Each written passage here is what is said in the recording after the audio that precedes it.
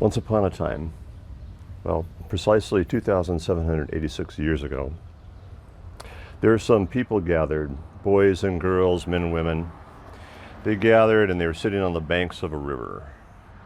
And while on the banks of the river, some bullies came up and they started to torment them and tease them. And they started to say, oh, sing us some of those songs that you sing so well. We want to hear it. And they started making fun of them.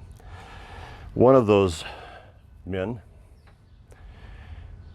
went home and he took a pen, or he took a writing device, a quill, and he put it to paper and he wrote a poem.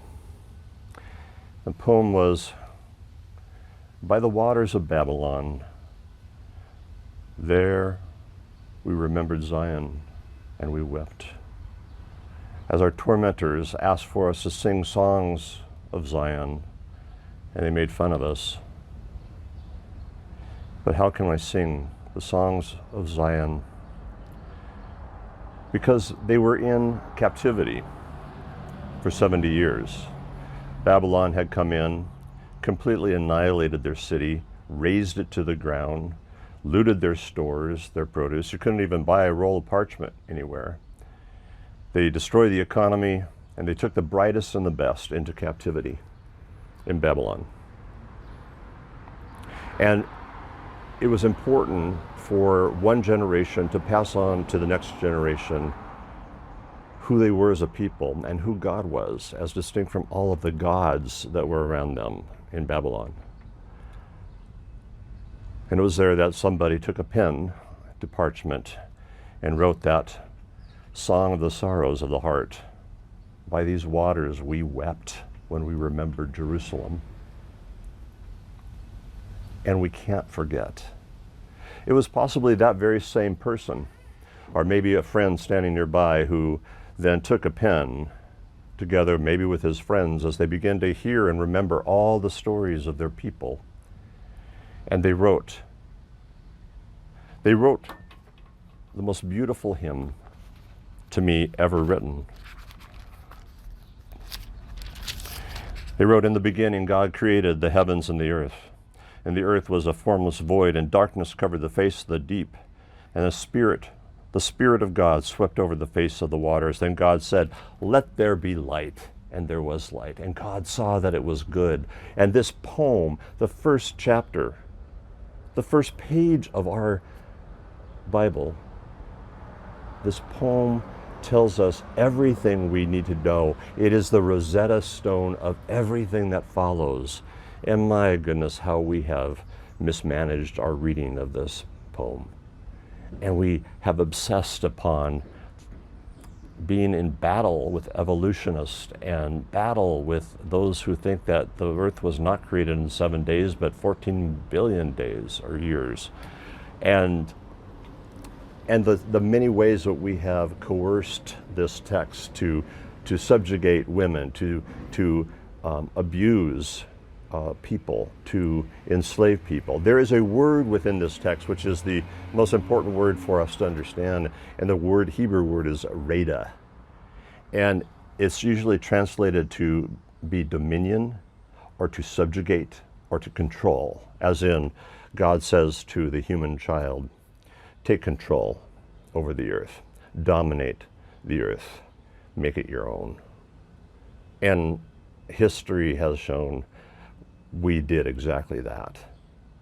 We have misinterpreted the word, because the word actually, the richness of the word unfolds as to take care of, nurture, steward this garden that you are given to. In other words, bring what I have started in creation into fruition, into its fullest potential.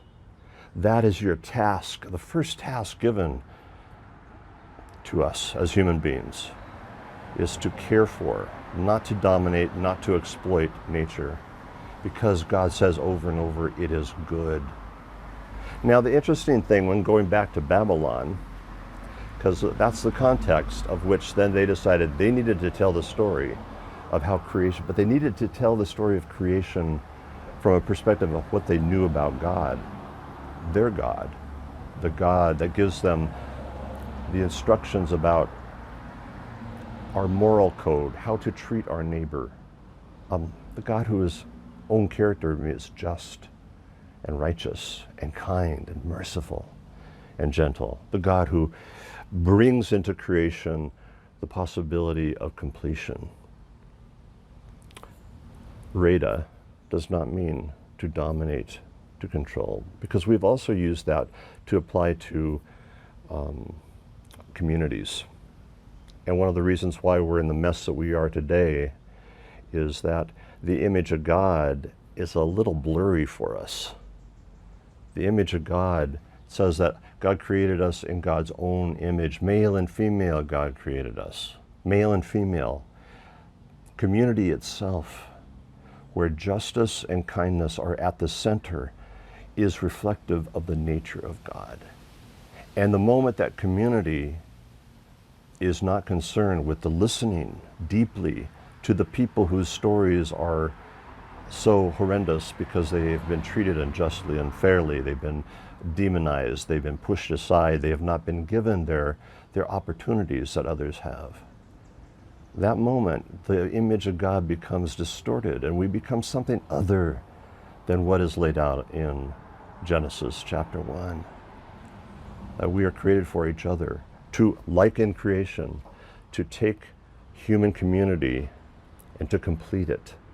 The human children, to nurture them into their fullest potential as people who are also just and merciful. The prophet Micah says, "He has shown you, O human child, what is good and what the Lord requires of you is to do justly, love mercy, and walk humbly with thy God."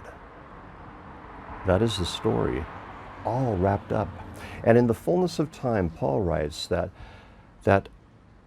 God entered in to creation. In other words, God created God's self in our form, in the person we call Jesus, to be the healer of the imago Dei, of the image of God, to heal that, to put a restoration of justice and mercy back into our hearts so that we could live out the purpose that is described in this first chapter of a book, the Holy Bible, the first chapter.